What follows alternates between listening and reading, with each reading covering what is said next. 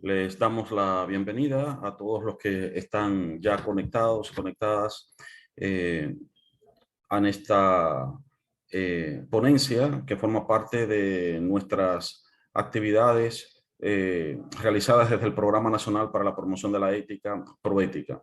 En el día de hoy tenemos nuestra ponencia mensual, ¿no?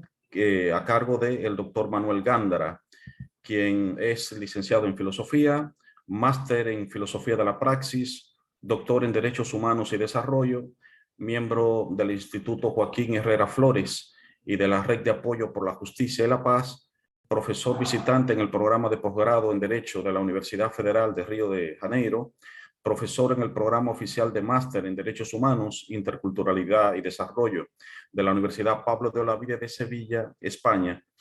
Así que, Manuel, te damos la bienvenida y sin más preámbulos, iniciamos tu ponencia titulada Ética y Derechos Humanos. Les recordamos a quienes están participando en esta ponencia del día de que primero escuchamos la ponencia del doctor Gándara, alrededor de unos 40 minutos, y luego pasamos a la sección de preguntas y respuestas. Para sus preguntas, las colocarán en la sección que dice preguntas y respuestas, no en la sección del chat, ¿no? Y entonces procederemos luego a esa sección de intercambio con el doctor Gándara. Manuel, pues bienvenido y adelante. Muchísimas gracias, Leonardo. Quiero agradecer en verdad la invitación que me ha sido realizada a través de Proética para participar de este espacio. Agradecer toda la gestión del profesor Leonardo Díaz, también la intermediación de Mario Serrano, que ha hecho posible que esté acá compartiendo con ustedes. Y bueno, espero que sea una oportunidad para un encuentro y una construcción colectiva de conocimiento que nos ayude a todos y todas a avanzar en la construcción de un mundo más justo, un mundo donde las condiciones de vida sean realmente dignas, sobre todo para los más y las más vulnerables. La invitación que me fue realizada fue para hablar específicamente del tema de la ética y los derechos humanos. Yo me vengo dedicando al tema de derechos humanos desde hace unos 30 años, primero dentro del movimiento de derechos humanos en Venezuela. Yo soy venezolano, aunque ahora estoy viviendo en Río de Janeiro, pero también como mi formación inicial es en filosofía, también he desarrollado esta temática dentro de la academia. Eso me ha correspondido dar en algunas facultades de filosofía la materia de ética también, de tal manera que es una temática que me interesa, que he investigado durante un buen tiempo y que en la que creo que todavía hay mucho por lo que conversar, mucho que discutir, mucho que profundizar, sobre todo si miramos para nuestros países y vemos los desafíos concretos que nuestros países nos presentan. Yo creo que un primer desafío grande que tenemos es entrar en este tema no desde teorías, sino poniendo los pies en la tierra y mirando la realidad en la que estamos, mirando cómo vive la mayor parte de nuestra población y sobre todo mirando cómo viven las personas que han sido puestas en condición de mayor vulnerabilidad. Yo creo que no hay forma de pensar en ética y derechos humanos, sino viendo desde cómo nuestras sociedades han sido construidas fundamentalmente a través de unas relaciones de poder, de unas estructuras de poder que establecen condiciones injustas de manera estructural. Y aquí ya estoy entrando con algunas consideraciones previas en relación a por dónde pensar derechos humanos y su relación con la ética. Yo, sin duda, voy a plantear en su momento la importancia que tienen los marcos jurídicos en todo el tema de los derechos humanos, pero yo creo que reducir los derechos humanos a una mera denominación normativa significaría perder toda su potencia transformadora, porque fundamentalmente derechos humanos tienen que ayudarnos a pensar la realidad y a transformarla, sobre todo atendiendo a las causas estructurales de la injusticia. Por tanto, pensar derechos humanos nos tiene que poner delante las asimetrías de poder que se expresan, por ejemplo, en las asimetrías económicas, las diferencias de clases sociales, en las asimetrías entre hombres y mujeres, que en nuestras sociedades mayoritariamente machistas, patriarcales, está presente, las asimetrías producto del colonialismo y del racismo. De tal manera que pensar derechos humanos es pensar desde ahí qué hacer para cambiar esa realidad, puesto que la entendemos como, y esto es un punto de partida de carácter ético-político, es una realidad que entendemos como estructuralmente injusta. Disculpen que estoy entrando ya con temas gruesos, pero creo que no hay por qué escurrir el bulto de estos desafíos. Una reflexión sobre ética y derechos humanos que no se ponga delante la condición de injusticia en que vive la gran mayoría de nuestra población, corre el riesgo de ser cínica, corre el riesgo de ser un bello discurso que solo funcione para tapar la realidad, para posponer los compromisos, para dificultar el análisis y por tanto para trabar la posibilidad de transformación, una transformación cada vez más urgente, cada vez más necesaria. Entonces, ese es como el punto de partida. Yo quiero aclarar que mi abordaje, mi entrada en estos temas es siempre a partir de un pensamiento crítico que entendiendo que nuestras realidades, las realidades de nuestros pueblos, son estructuralmente injustas, no cabe ante esa realidad falsas neutralidades. Tenemos sí la obligación de buscar ser objetivos, de ser rigurosos metodológicamente en el análisis, pero no tapar, no ocultar nuestras posiciones. No caben falsas neutralidades delante de la injusticia. Una pretensión falsa de neutralidad delante de la injusticia no hace más que reforzar las condiciones de injusticia y por tanto mantener esas asimetrías de poder que le convienen a unos pocos privilegiados. Eso lo quiero poner, es desde ahí, desde donde pienso, y lo quiero poner por delante, de tal manera que incluso después en el debate podamos no solo conversar sobre lo que estoy planteando a propósito de derechos humanos, sino podemos conversar también sobre mis presupuestos a la hora de pensar derechos humanos, que son los presupuestos propios de un pensamiento crítico. Entonces, realidad injusta, no caben falsas neutralidades, hay que tomar posición delante de la injusticia, pero esa realidad injusta no es una tragedia inevitable. Y aquí hay otro presupuesto fundamental que estoy planteando a la hora de pensar ética y derechos humanos, y es salir de la trampa del pensamiento único que nos viene a decir que no existen alternativas a lo que está dado. Eso es una terrible trampa con terribles consecuencias tanto en el plano ético como en el plano político y fundamentalmente en el plano social, que nos viene a decir que lo que está dado es lo que hay y no hay alternativa. No, lo que está dado es una de las posibilidades, pero podemos construir posibilidades alternativas. Y tenemos el compromiso de que así sea. Entonces, delante de digamos, de este planteamiento, que es como desde dónde me pongo, desde dónde me posiciono, quiero comenzar a conversar entonces a partir de esta invitación para pensar juntos y juntas sobre ética y derechos humanos. Yo entiendo que cuando un programa se plantea los debates a propósito de la ética, entiende que hay una diferencia fundamental entre ética y moral, suponiendo que moral son los marcos de regulación social, de valores que una determinada cultura, una determinada sociedad, en un determinado momento, un determinado contexto, rigen las costumbres de ese entorno, de esa población, pero la ética tiene el compromiso de elaborar una reflexión que permita incluso confrontar esos sistemas de valores imperantes, porque esos valores pueden haber sido producto de un determinado devenir histórico, pero en un determinado momento puede considerarse que ese valor que rige realmente las dinámicas sociales no está más a la altura de nuestros tiempos y tenemos el compromiso de generar un proceso de transformación también de ese sistema de valores.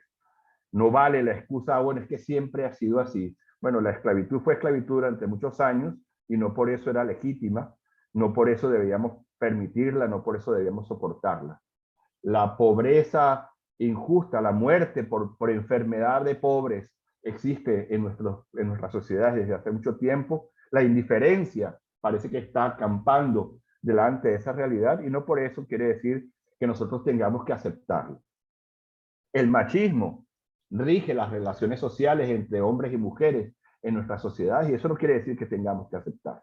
Entonces hay una diferencia entre los valores realmente existentes, que podría ser como la moral hegemónica en nuestra sociedad, y la ética con el compromiso de generar una reflexión de carácter filosófico a propósito de esas morales, de esos contextos morales, para someterlos a crítica y al mismo tiempo para ser capaz de establecer un ejercicio de contraste entre distintos contextos y distintos sistemas de valores.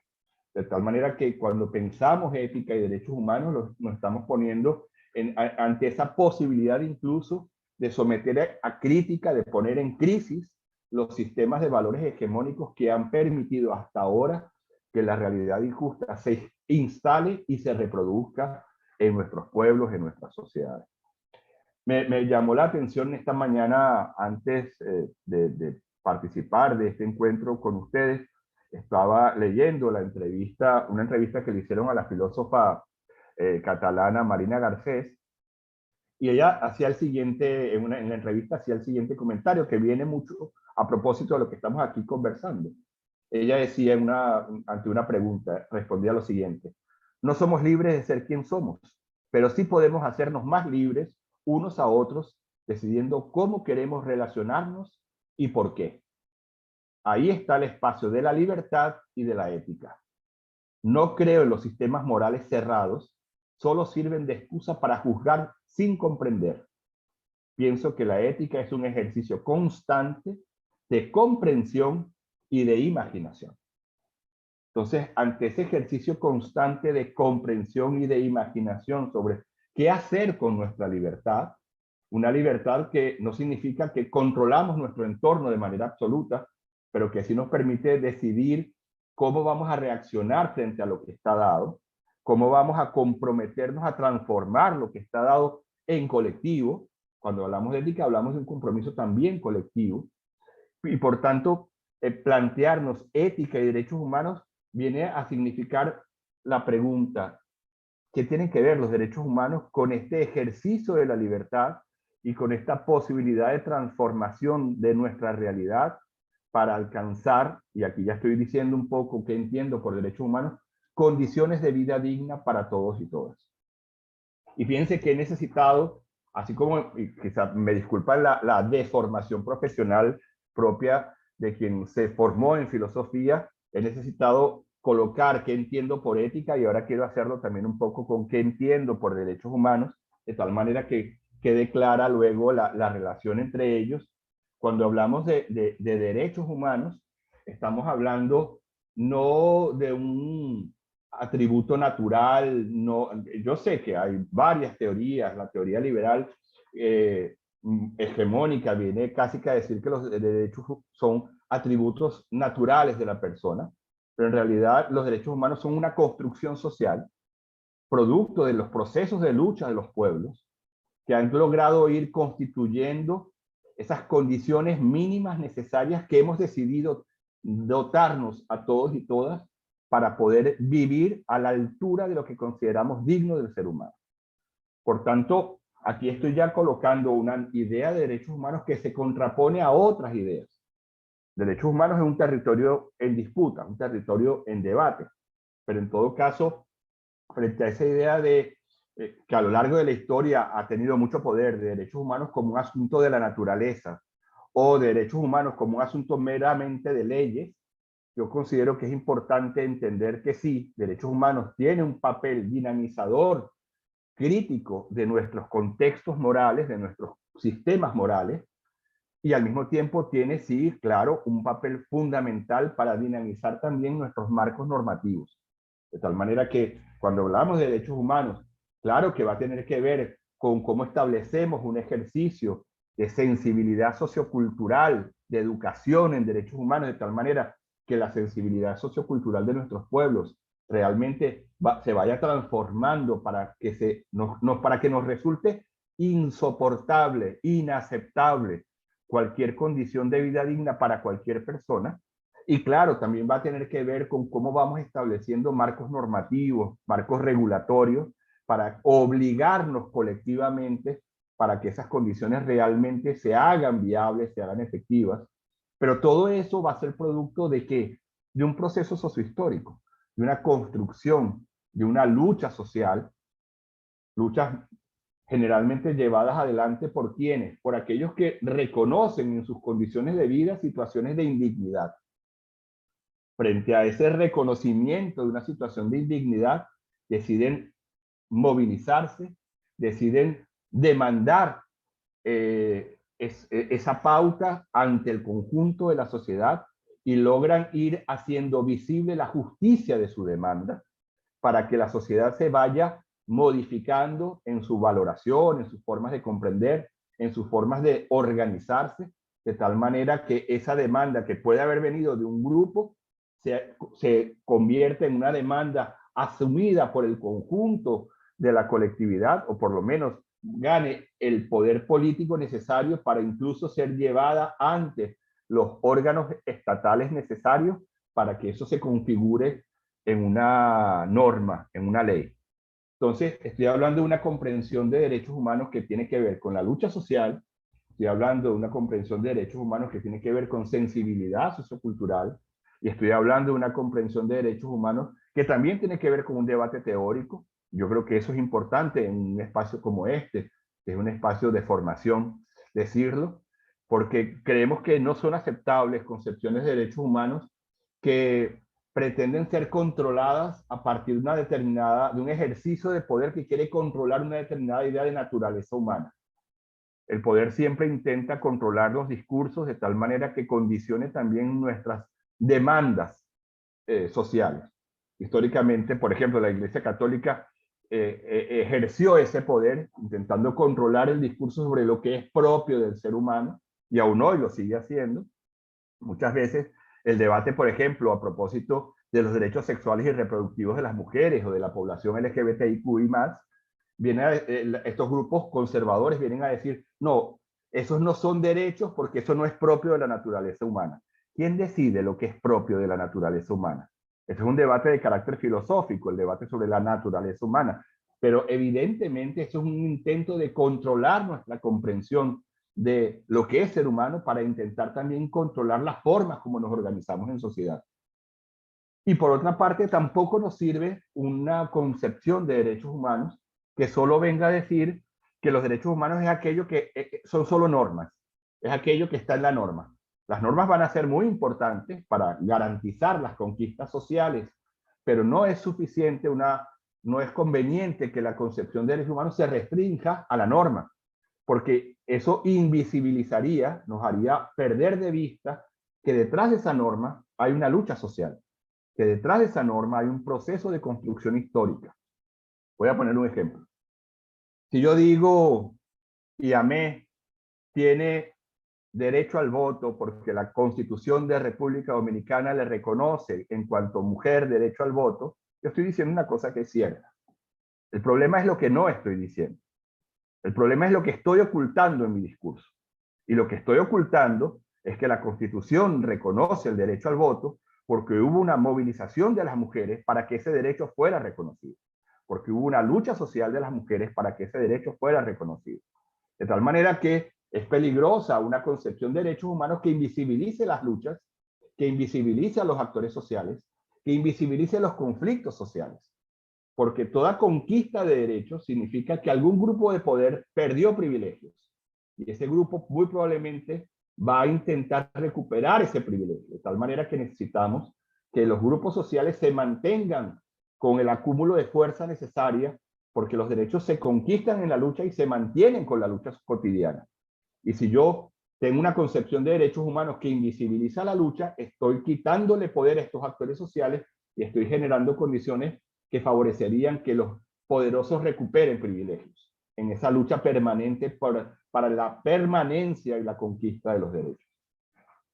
Dicho esto, entonces, estamos hablando de una idea de derechos humanos que requiere, sí, un debate teórico y que requiere, por supuesto, una norma, Por eso buena parte de la lucha por derechos pasa por la conquista de la garantía jurídica, de normas positivas que los reconozcan, pero bien sabemos en la historia de nuestros pueblos que la norma no es suficiente. Muchas veces nuestros parlamentos reconocen normas y no van más allá, y nuestro Estado no va más allá, y parece que la norma solo fue positivada para dejar tranquila a la población, pero luego no se hace más nada. Luego no se reglamenta, luego no hay presupuesto, luego no hay institucionalidad que hagan que esa norma, producto de una lucha social, de una demanda social, se haga realmente efectiva. Con esto lo que estoy queriendo decir es que necesitamos también política pública que haga que esta lucha social, que esta norma se hagan presentes en la vida de la población, y esto requiere evidentemente un compromiso estatal, un compromiso del Estado para que esta política pública realmente responda. Y no que la lucha social plantea una cosa, la norma ya propone una cosa menor, el reglamento ya lo reduce todavía más, el presupuesto ya lo deja todavía más vacío y la política pública nunca se llega a ejecutar. No, necesitamos entonces una política pública que tenga además un enfoque de derechos, y esto quiere decir una política pública que se construya con la participación popular, una política pública que esté orientada por el principio de igualdad y no discriminación, una política pública que realmente responda a la realidad de cada país y no que se monte a partir de una oficina desconociendo por completo la realidad social de nuestros pueblos, porque todo eso tiene que ver con que la política pública realmente responda a un enfoque de derechos humanos y responda, por tanto, a la demanda popular que hizo posible que esa política pública se pusiera en marcha. Dicho todo esto, cuando hablamos de ética y derechos humanos, estamos hablando de dos cosas que están directamente vinculadas. ¿Por qué?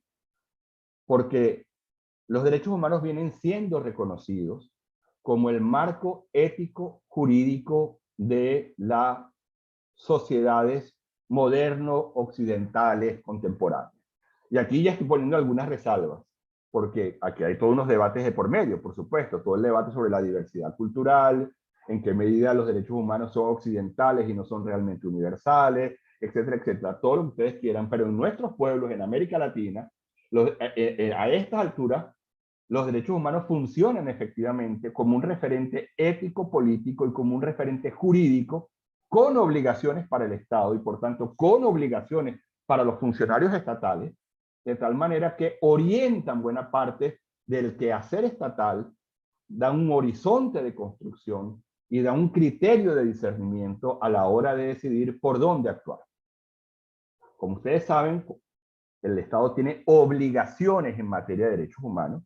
Cuando el Estado suscribe un acuerdo internacional, un pacto de derechos humanos y lo ratifica en su legislación interna, está asumiendo obligaciones concretas, está asumiendo la obligación de respetar los derechos humanos, o sea, de no violarlos, pero además de protegerlos de tal manera que terceros no afecten las condiciones de vida digna de la población, pero también el Estado también se obliga, y cuando digo el Estado digo a través de sus funcionarios, el Estado también se obliga a garantizarlos. Eso quiere decir desarrollar política pública para que esos derechos se hagan efectivos en el día a día, y además el Estado se obliga a promoverlos, a ejercer campañas de educación, a atravesar el currículo escolar, a desarrollar propuestas en los medios de comunicación social, de tal manera que todos y todas vayamos conociendo estos derechos y nos vayamos realmente empapando de ellos en nuestro día a día. Porque, repito, el problema tiene una dimensión sociocultural. No es suficiente la norma, no es suficiente ni siquiera tener una política pública efectiva, si no establecemos también procesos de formación con los funcionarios del Estado y con la población en general. Muchas veces, pongo de nuevo el ejemplo de la lucha de las mujeres se organizan, se movilizan para lograr, por ejemplo, un proceso que ha sido histórico en estos últimos años en toda América Latina, leyes por el derecho de las mujeres a una vida libre de violencia. Se logra la ley, se logra la política pública, se logra el presupuesto, se logra incluso crear las instituciones responsables, y en el momento en que una mujer va a poner una denuncia, pongamos el caso, en una comisaría de policía, en el mismo momento en que la mujer está poniendo la denuncia, es reviolentada por el funcionario o la funcionaria que le recibe la denuncia con preguntas del tipo, ah, pero ¿usted qué estaba haciendo? Ah, pero seguro que usted lo provocó. ¿Por qué? Porque ese funcionario y esa funcionaria no fueron formadas en el espíritu de la ley, producto de la demanda social. De tal manera que necesitamos procesos de educación en derechos humanos que permitan que el conjunto de la población y nuestros funcionarios y funcionarias en particular estén realmente conscientes de sus obligaciones en materia de derechos humanos. Y aquí digo obligaciones particularmente cuando pienso en los funcionarios y funcionarias. Y aquí aparece un elemento que me resulta siempre interesante cuando pienso en materia de ética y derechos humanos. Yo recuerdo cuando en Venezuela yo daba talleres sobre ética en nuestros cursos de formación en derechos humanos en la organización de la que yo hacía parte, le daba, por ejemplo, talleres de ética y derechos humanos a funcionarios policiales. Y en algún momento a mí me tocaba recordarle a los funcionarios policiales que ellos no estaban, en cuanto a funcionarios policiales, imbuidos del poder que les otorga ser funcionario policial para imponerle su código moral personal al conjunto de la población. Recuerdo comentarios del tipo, ah, no, pero es que ese muchachito con un zarcillo o ese muchachito con ese comportamiento homosexual, digo, ¿cuál es tu problema? Tú no estás aquí para imponer tu código moral en cuanto funcionario policial. Tú estás aquí para que se respeten los marcos normativos, la ley, y en ese discernimiento de qué significa también el respeto a los derechos humanos. Porque muchas veces los funcionarios utilizan el poder que tienen para imponer sus propios marcos morales. Y no, disculpen, esa no es su responsabilidad. La obligación que tiene es el respeto de la ley, cumplir y hacer cumplir la ley y, por tanto, cumplir y hacer cumplir los derechos humanos, porque los derechos humanos están incorporados también en nuestros marcos normativos. Y además funcionan de criterio de discernimiento, de criterio de valoración permanente en nuestro comportamiento como ciudadanos en general y como funcionarios públicos en particular. Digo esto porque creo que conviene revisar en qué medida utilizamos el poder que nos ha sido otorgado para cumplir una función solo para imponer aquello que es producto de nuestro propio código moral o de nuestro discernimiento particular y no atendiendo a las funciones específicas y a las obligaciones que esas funciones tienen que implican. Y en ello sí creo que sin duda derechos humanos funciona como el marco ético, político y jurídico regulador en toda esa actuación. Dichas estas cosas y aprovechando los minutos que me quedan, yo creo que hay algunos elementos que conviene señalar en este tema a propósito de ética y derechos humanos y que luego podremos retomar otros y será importante escucharles en sus comentarios, en sus preguntas. Y tiene que ver con cómo los derechos humanos son un proceso en construcción. Y cuando digo que son en construcción es para decir no es un asunto que está cerrado. Siendo una construcción histórica, los derechos humanos podemos referirlo a los procesos revolucionarios, la Revolución Francesa, la Revolución Americana, etcétera, y de allá para acá todo el proceso de construcción en el sistema internacional, en nuestros marcos normativos nacionales, etcétera, etcétera, pero son un proceso que está vivo, no está cerrado, no está acabado, incluso el discernimiento sobre qué y cómo debemos aplicarlo está en permanente construcción. Y en ese asunto de permanente construcción, uno de los debates que viene apareciendo con mucha fuerza es el debate a propósito de la diversidad cultural, por ejemplo. Y bueno, yo entiendo que República Dominicana no es homogénea culturalmente, no solo por fenómenos de la migración, sino porque su propia constitución histórica es producto de una combinación de pueblos, de culturas distintas. Yo creo que es una pregunta válida.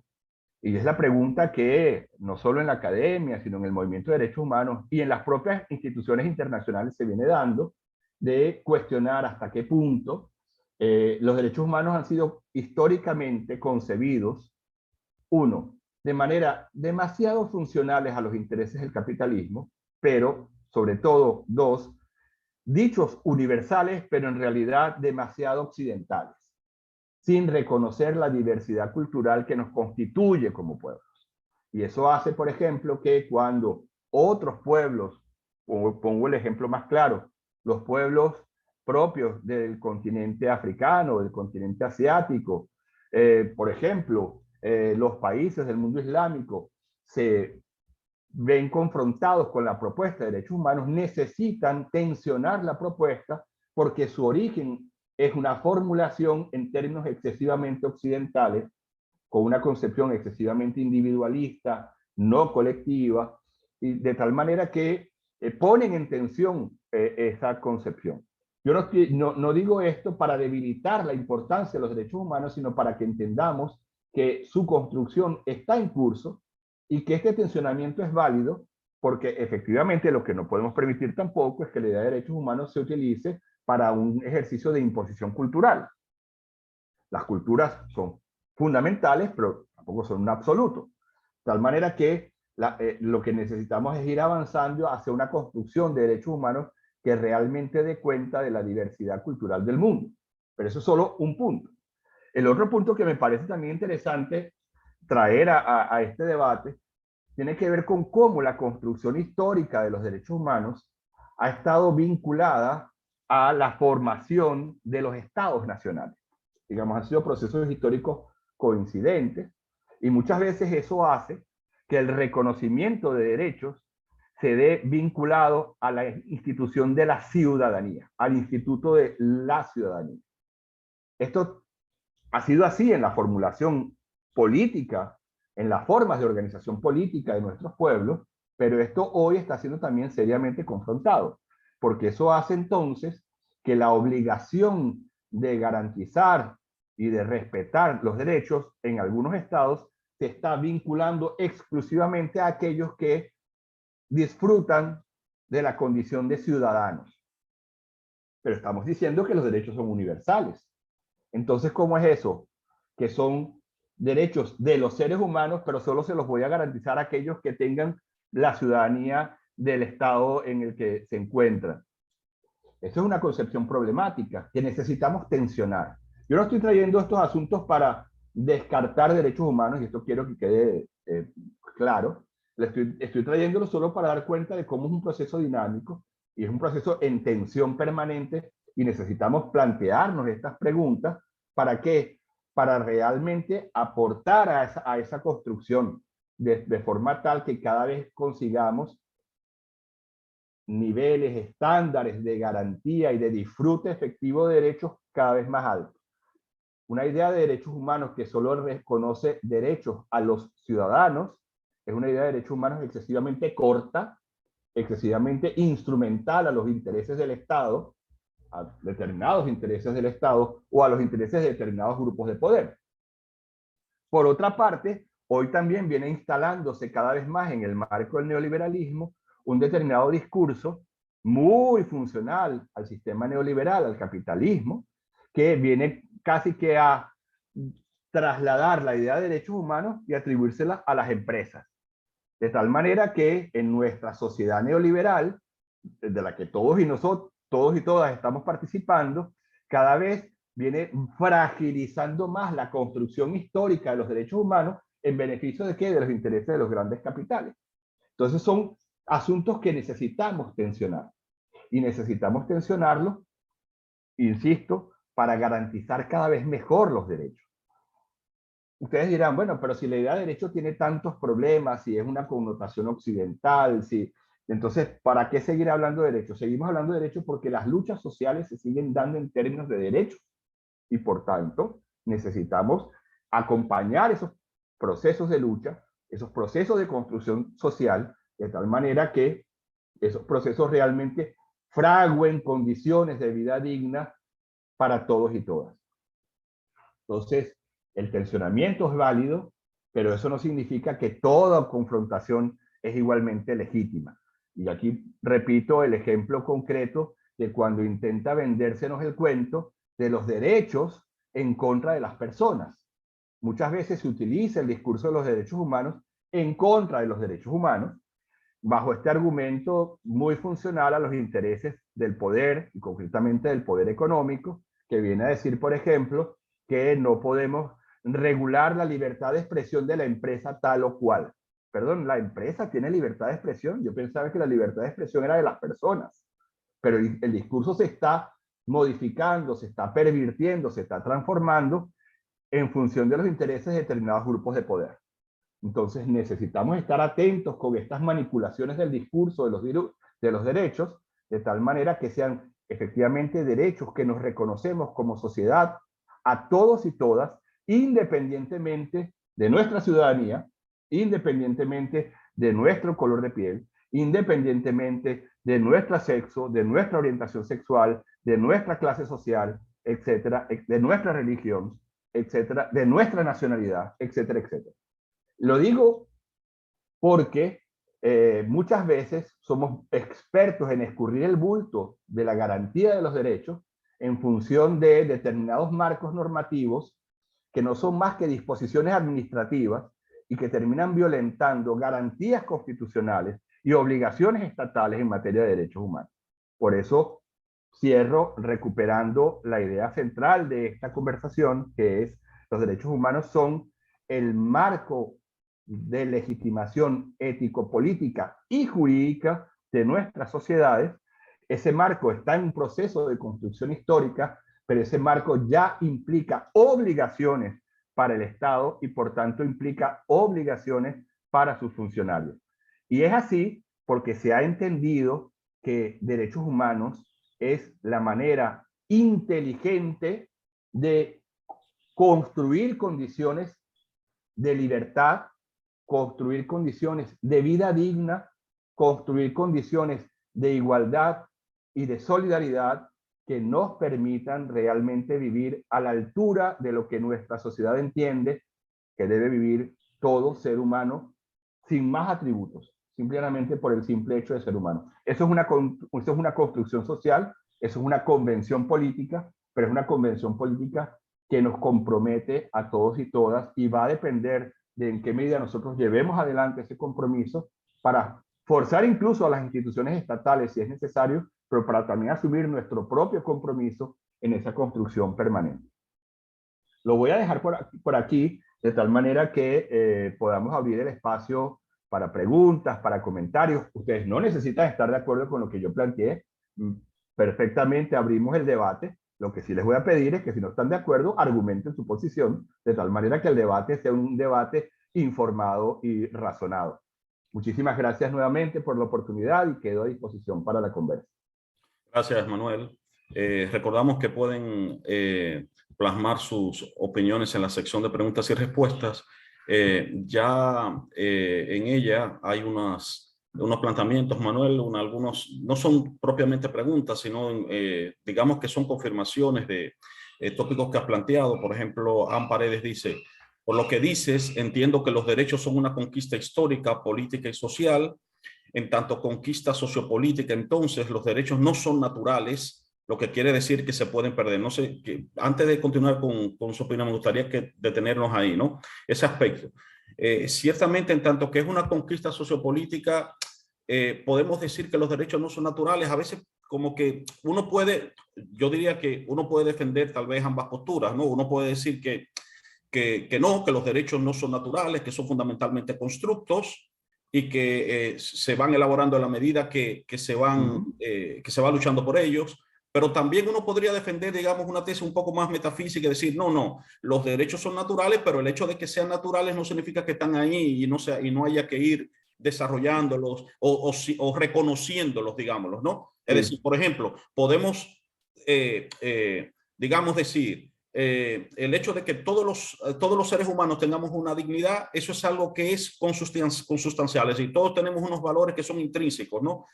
Por el hecho de ser personas. Ahora, no necesariamente eso es reconocido, sino que el reconocimiento de ese valor es fruto de una lucha histórica, ¿no? No sé, aquí, si quieres, entonces. Leonardo, te agradezco mucho la pregunta porque da oportunidad para profundizar en un asunto muy importante. Fíjate, no quiero hacer aquí demasiada teoría, pero efectivamente ha habido distintas corrientes a lo largo de la historia. Esta que habla de derechos naturales, normalmente es reconocida como justnaturalismo, ¿no? O sea, se reconocen derechos porque hay una obligación moral producto de que es un derecho que es propio de la naturaleza, del orden natural de las cosas, etcétera, etcétera. Ese es el justnaturalismo. También existe otra corriente, que es el justpositivismo, que viene a decir, no, tenemos derechos porque la norma elaborada por la autoridad competente, siguiendo el procedimiento adecuado, establece ese derecho. En tanto no hay una norma, no hay derecho.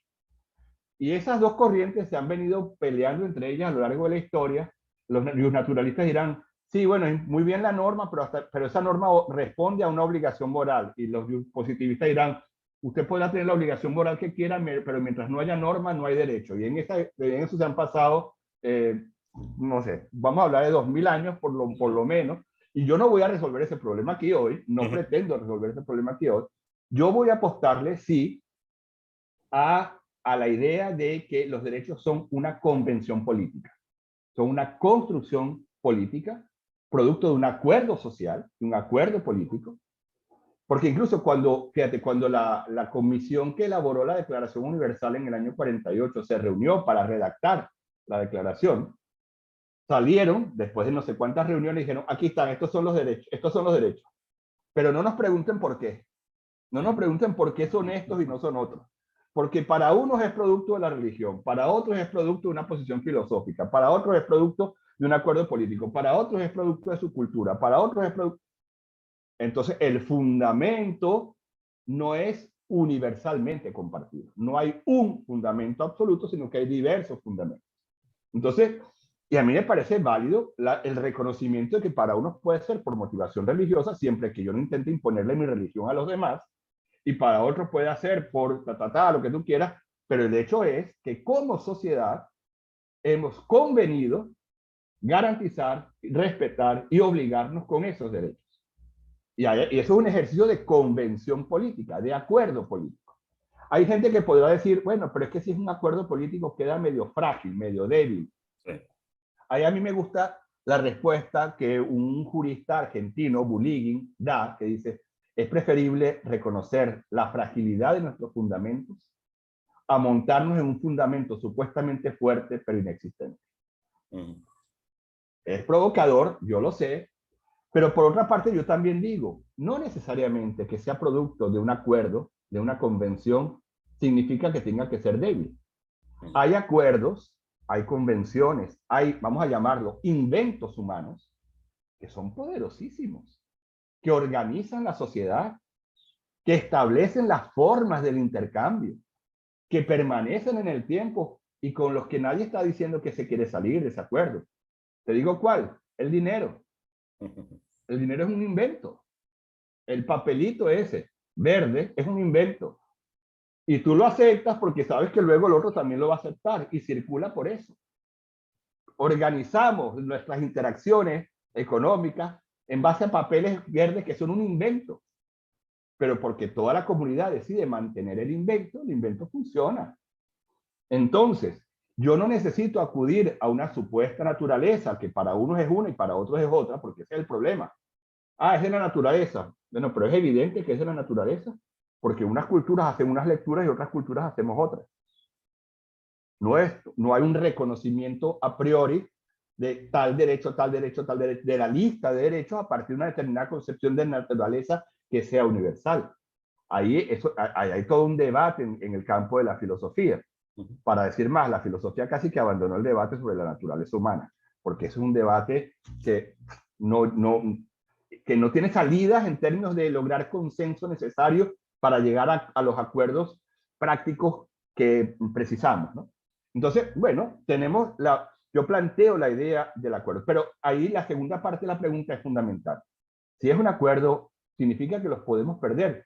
Perdonen, el hecho es que los perdemos. A mí eso, eso fue de las cosas que me hizo bajarme del discurso liberal de los derechos, que es, los derechos son irreversibles. Son irreversibles. Pregúntenle a los trabajadores si los derechos se pierden o no se pierden. Casi que cada 15 días estamos perdiendo derechos laborales. ¿Entienden? En el marco del sistema neoliberal, estamos perdiendo derechos. ¿Por qué? Porque los derechos se ganan y se mantienen con la lucha. Y un derecho que no se mantiene con la lucha, se pierde. Ah, no, que se mantiene. ¿Se mantiene dónde? En el hiperuranio, en el mundo de las ideas, porque en el día a día de la gente no está. En la práctica cotidiana de la sociedad no está. Y necesitamos que esté ahí, en el día a día de la gente. Y eso significa no solo tener el acuerdo, sino hacer que ese acuerdo se cumpla y hacer que los funcionarios responsables para efectivar ese acuerdo cumplan con sus obligaciones. Y no solo estoy hablando de las obligaciones de los funcionarios de alto escalón, estoy hablando de todo el sistema estatal. Y estoy hablando también de los compromisos ciudadanos para mantener esos acuerdos, para denunciar si hay que denunciar, para generar la cultura necesaria para que esos acuerdos realmente organicen nuestras relaciones sociales. Y yo voy aquí a recuperar una idea fundamental, porque a veces se tiene una idea de derechos humanos como una cosa, bueno, una cosa de los abogados o una cosa como de la Comisión Interamericana allá en Washington y después de la Corte Interamericana en Costa Rica y de algunas organizaciones y se acabó. No, no, no, no, disculpen. Derechos humanos tiene que ver con nuestro día a día. No podemos despolitizar la lucha por derechos humanos porque eso sería una estrategia de secuestro del poder. El poder secuestra el discurso de los derechos humanos y nos desempodera como ciudadanos. Por eso es que es importante entonces que todos y todas conozcamos nuestros derechos y nos comprometamos a su cumplimiento y a mantenerlos en la cotidianidad. Eso como para dar cuenta de que entonces yo no puedo hablar de derechos humanos en abstracto. Yo no puedo hablar de derechos humanos y hacerme el ciego frente al racismo. Yo no puedo hablar de derechos humanos y hacerme el ciego frente al machismo. Yo no puedo hablar de derechos humanos y hacerme ciego frente a condiciones de vida de pobreza indigna, de enfermedades de pobre, ¿entiendes? Yo no puedo hablar de derechos humanos y hacerme el ciego frente a las condiciones en que vive grandes mayorías, porque eso sería demasiado cínico. Sería demasiado cínico. A eso es a lo que me refiero con el tema de una construcción histórica. ¿Sí? Bien, Rubén Estrella nos señala, buenos días, ¿qué podríamos hacer con relación a Haití y los derechos humanos, visto que la República Dominicana no tiene la capacidad para poder responder a la realidad haitiana?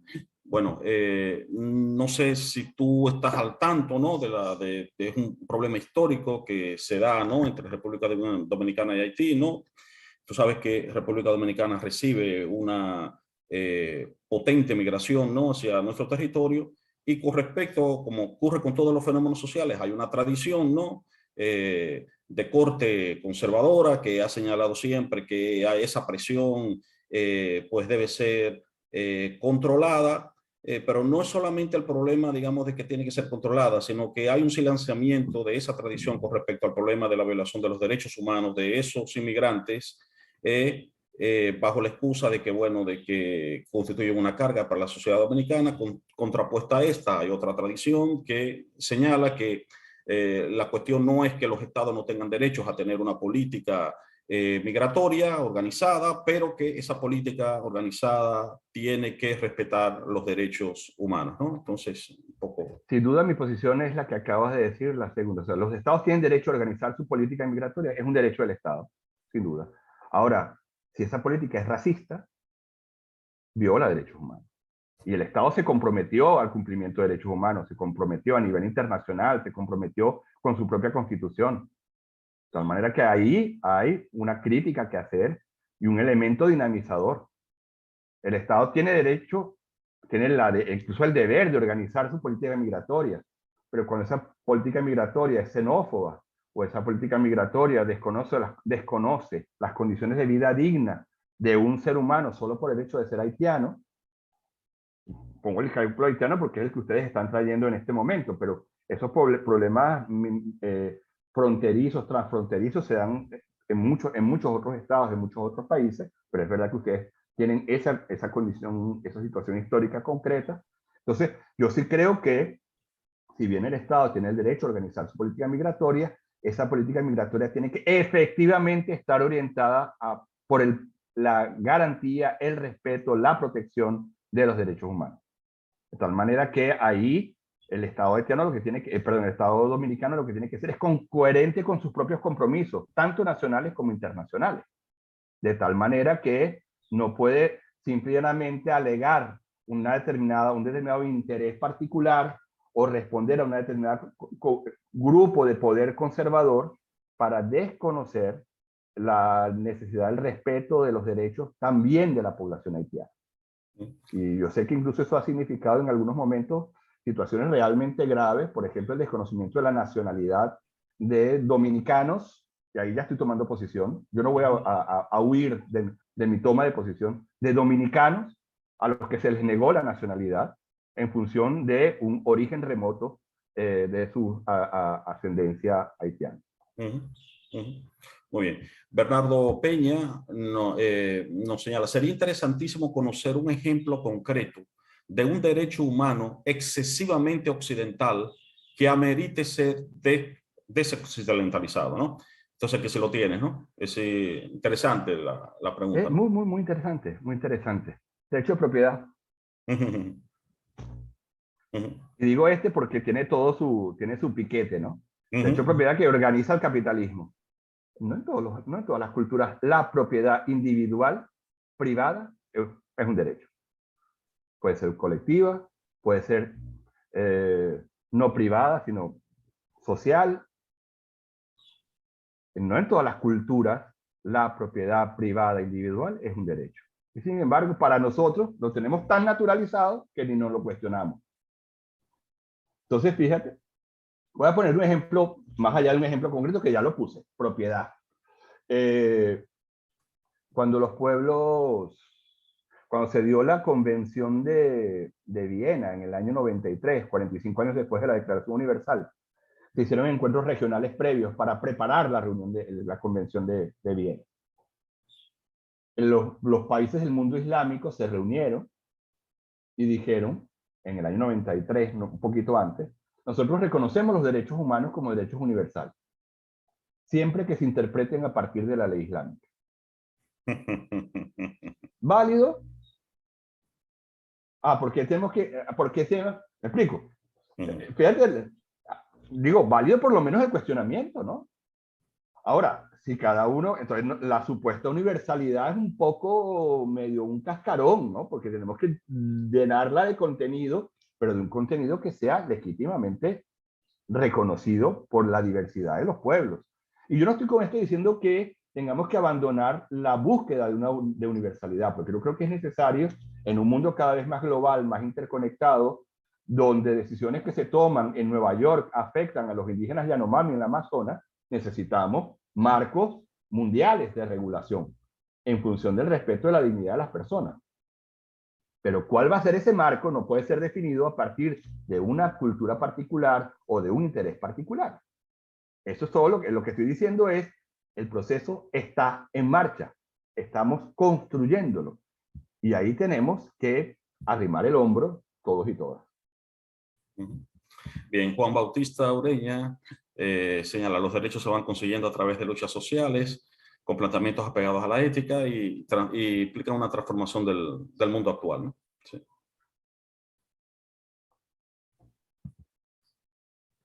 No sé si quieres agregar algo a esa afirmación. Totalmente de acuerdo con Juan Bautista. O sea, fíjense, esto, a ver, yo puedo dar algunas como, lo que estamos hablando es de los derechos desde una perspectiva, vamos a decir, sociohistórica, por ponerle un concepto a esto que venimos desarrollando. Es una aproximación desde el pensamiento crítico que recupera la perspectiva sociohistórica y que insiste en que los derechos tienen que ser entendidos siempre en el contexto histórico en el que surgen. Que los derechos no son una idea preexistente, es que a veces la concepción es como si los derechos existieran eternamente, no sé, en el mundo de las ideas de Platón, y alguien muy inteligente logró algún día darse cuenta de que estaban allá y los bajó para la tierra. No es así. Los derechos son una construcción de la propia sociedad en la dinámica histórica, intentando tener un referente para que nos sirva para orientar nuestras prácticas sociales. Y este referente tiene que ver con cómo nos organizamos socialmente, con cómo establecemos los marcos normativos, con cómo vamos modelando nuestros sistemas morales y culturales, de tal manera que efectivamente nadie viva en condiciones indignas de vida.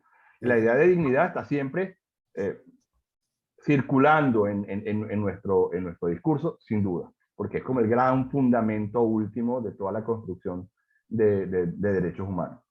De lo que estamos planteando es exactamente eso. La idea de la construcción histórica permanente. Los derechos surgen ponte, después de la Revolución Francesa. Genial, lindo, muy bien, gracias por el aporte. ¿Cuál es el problema?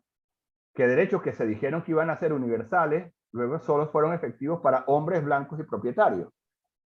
Porque cuando las mujeres empezaron a reivindicar derechos, la guillotina para Olympe de Gauche. Cuando la clase trabajadora comenzó a reivindicar derechos, la guillotina para Boubert. Cuando los haitianos plantearon su revolución a partir de la idea de libertad, ¿verdad?, aplastamos a la revolución.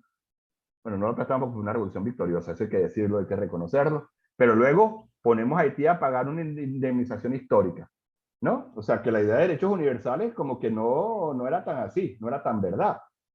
Claro, esto luego ha venido evolucionando a lo largo del tiempo, ha venido transformándose, ha venido siendo tensionado por los propios pueblos, de tal manera que hemos ido creando una concepción. El problema es que esa concepción de derechos humanos que se formuló allá atrás, después de las revoluciones, el proceso revolucionario participaron campesinos, burgueses y tal, pero la elaboración teórica fue hecha por la clase social burguesa en función de sus intereses particulares. Por eso, pues, quizás que por eso que pusieron la propiedad en la lista de los derechos y no pusieron la tierra, porque si quien elaboró en su momento la lista de los derechos hubiera sido campesinos y no burgueses, quizás en vez de hablar de propiedad hubiera hablado de tierra. Esto solo para decir, esa es una construcción particular que viene siendo transformada, elaborada, tensionada, ampliada, contextualizada, de tal manera que realmente responda a las condiciones de vida de cada momento. Sí, Manuel, estamos ya llegando al final, ¿no?, de nuestra ponencia de hoy, pero me gustaría que no termináramos sin que tú retomaras un aspecto importante de tu presentación de hoy, que tiene que ver con, digamos, eso que se llama el proceso de judicialización de la vida, ¿no?, de cómo hemos ido reduciendo, digamos, el tema de Judicializando, ¿no? exactamente, sí, todo este proceso de reducir básicamente inclusive los referentes éticos, las normas morales, fundamentalmente a sistemas jurídicos, ¿no? Y que inclusive desde cierta perspectiva hace innecesario el debate ético, ¿no? Porque todo se reduce meramente a lo que está planteado en la norma, ¿no? Es decir, las implicaciones que eso tiene para una sociedad. Sí, yo creo que eso es un debate importante porque efectivamente no solo la sociedad dominicana, creo que es un fenómeno mundial, por lo menos occidental, el proceso de judicialización de todo debate, ¿no? Como que todo se resuelve desde el acceso a que no quedé seleccionado en el concurso, judicializo y demando a la universidad porque no me dio el cupo, o cualquier otro tipo de demanda. Bueno, yo no voy a negar la importancia de que existan órganos judiciales que diriman conflictos, que estén establecidos por norma, por ley. Eso es fundamental, ok, pero tampoco podemos ser ingenuos. Ni la norma es abstracta y neutral. La norma es elaborada por un grupo a partir de una determinada concepción de vida, respondiendo también a unos determinados intereses. Ni los jueces son tampoco seres etéreos, sino que responden a determinadas clases sociales, etcétera, etcétera. Eso como para empezar por ahí. Pero no voy a negar la importancia de la judicialización de determinados procesos. Pero sí es un problema cuando en la sociedad perdemos incluso, digamos, la red necesaria de confianza y de el horizonte de legitimidad que nos da y que nos hace posible la vida. Porque al fin y al cabo, si yo no puedo creer que tú, Leonardo, me hiciste esa pregunta bien intencionado, yo no te puedo responder. Entonces se acabó hasta la comunicación. Si yo no puedo creer en la veracidad del otro, si no hay un acto mínimo de confianza, ni siquiera la dinámica y la interacción mínima es posible. Entonces, hay un problema cuando la única instancia de credibilidad es el Poder Judicial. Es un serio problema. Pero además, es un problema que se agrava porque no todo el mundo tiene acceso al Poder Judicial. Acceder a nuestros poderes judiciales implica ya algún grado de privilegio. No todo el mundo tiene la información, no todo el mundo tiene el dinero, no todo el mundo tiene el acceso, los vínculos necesarios, ¿entiendes? Ahí hay hay un refuerzo de una asimetría. Pero quizás lo peor de todo es esa pérdida de confianza que hace posible la vida diaria. Yo creo que sí, sin duda, siendo importante el Poder Judicial, una sociedad que no se sustenta en una ética, vamos a insistir, orientada por el pleno respeto de los derechos humanos, pero que no se agota solo en los derechos humanos. Cuando hablamos de ética también hablamos de otras dimensiones. Hablamos de la posibilidad de que yo te crea cuando me hablas. Estoy poniendo un ejemplo muy básico para decir cómo sin ética la vida no es posible. No es posible. Porque si yo no puedo creer en el otro, no puedo interactuar con el otro. Y si yo no puedo interactuar con el otro, la vida no es posible porque somos seres sociales. Sin ética no hay verdadero ejercicio de la libertad y por tanto no podemos ser seres humanos. Y ya con eso creo que cualquier otro debate se queda corto. Entonces, te agradezco la pregunta porque creo que por eso será importante cada vez ir reforzando estos marcos éticos fundamentales y al mismo tiempo ir estableciendo cuáles son las obligaciones jurídicas necesarias para entre unos y otros ir haciendo posible la vida para todos y todas. Nosotros insistimos desde el Programa Nacional para la Promoción de la Ética, de que no solamente es que la ética no puede ser reducida al derecho, sino que al contrario, el derecho tiene que ser la expresión del desarrollo histórico de unas ideas éticas, ¿no? Es decir, los sistemas jurídicos responden a una sensibilidad ética. Es decir, y tú has puesto numerosos ejemplos. Si, por ejemplo, en un momento determinado reconocemos el derecho de las mujeres a votar, bueno, pero eso es la expresión de una lucha histórica que responde a la emergencia de una sensibilidad ética, ¿no? Consideramos legítima esa demanda y por Exacto. tanto la incorporamos en nuestros marcos normativos. Correcto. ¿Entiendes? Pero entonces que no era una demanda de toda la sociedad, no, era una demanda de las mujeres. Exacto. Pero toda la sociedad la consideró legítima. ¿Tanto? Una última pregunta para terminar. Smith Agustín nos pregunta, ¿es posible todavía someter la política a las normas éticas de los derechos humanos? Si es posible, ¿de qué manera? Vaya pregunta. A ver, fíjate, yo creo que es necesario. Es un debate, es una construcción permanente.